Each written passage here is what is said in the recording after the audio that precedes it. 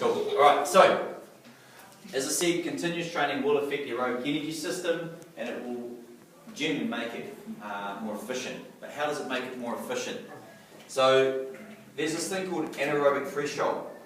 So, the anaerobic threshold is essentially where we switch from our aerobic energy system into our anaerobic energy system. What do we produce when we go into our anaerobic energy system?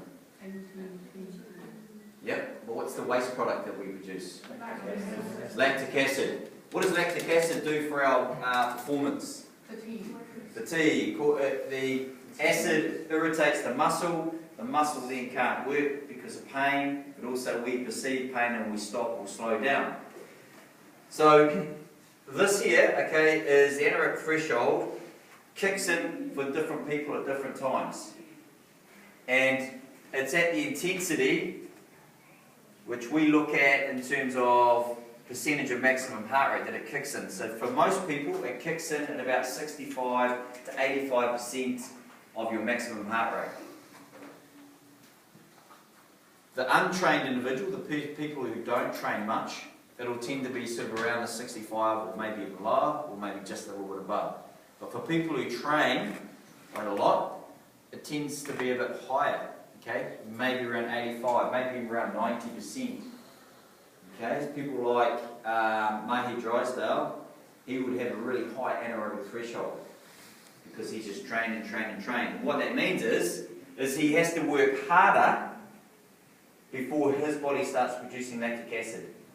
Does that make sense? Okay, so how do we shift this green line up here?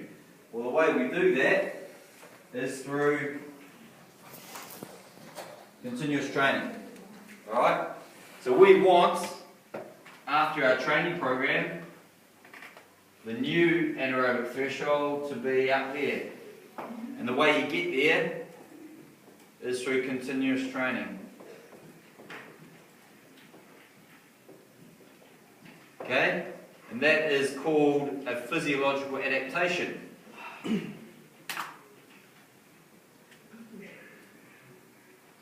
Or a training effect, alright? So when you come to explain how the aerobic energy system improves, then that's one way of doing it, okay? Alright? Is there any questions or people, no such thing as a silly question, any questions about that?